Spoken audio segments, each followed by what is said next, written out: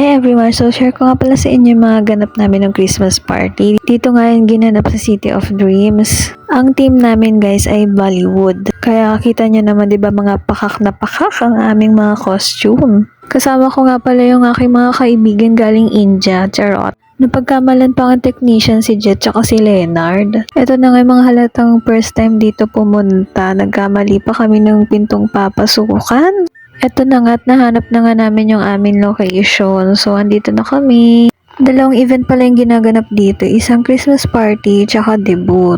Sana all na lang talaga dun sa nagde-debut dito. Muntik pa nga kami maliit dahil sa registration. Alam niyo naman mga Christmas party, kailangan nakaregister ka para kasama ka sa raffle. Yun pa naman yung pinakahihintay natin lalo na kapag may appliances. Ramdam mo na talagang adulting ka na kapag tuwang-tuwa ka sa appliances. Syempre hindi pwedeng hindi natin makukuha yun.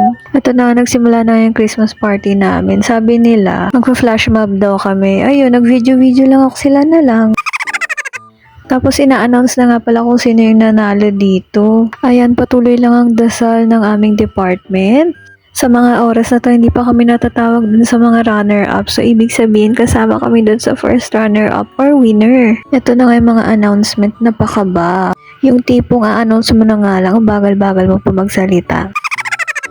At naging first runner-up nga kami, guys. Okay lang, kahit hindi winner, at least pangalawa naman. At sobrang support sa amin ng taga-ibang department. Ayan, nakisama na siya. Hello, Ate Suset. At tapos nga yan, nag-party-party na nga sila dyan sa gitna. Sayo-sayo sila dyan. Syempre, nasungkit namin ng pinakamimitihin naming award. Napaka-effort nila dyan mag-practice-practice. Yung araw-araw practice, alam nyo yun. December yung Christmas party, pero October pa lang nagpa-practice na sila. Effort talaga yung mga inalay namin dyan sa sayaw na yan. Lalo na yung kapag newbie ka, kailangan talaga ialay ka sa mga ganito-ganitong events. Inabot na nga pala kami ng madaling araw dyan. Yun lang. Thank you for watching.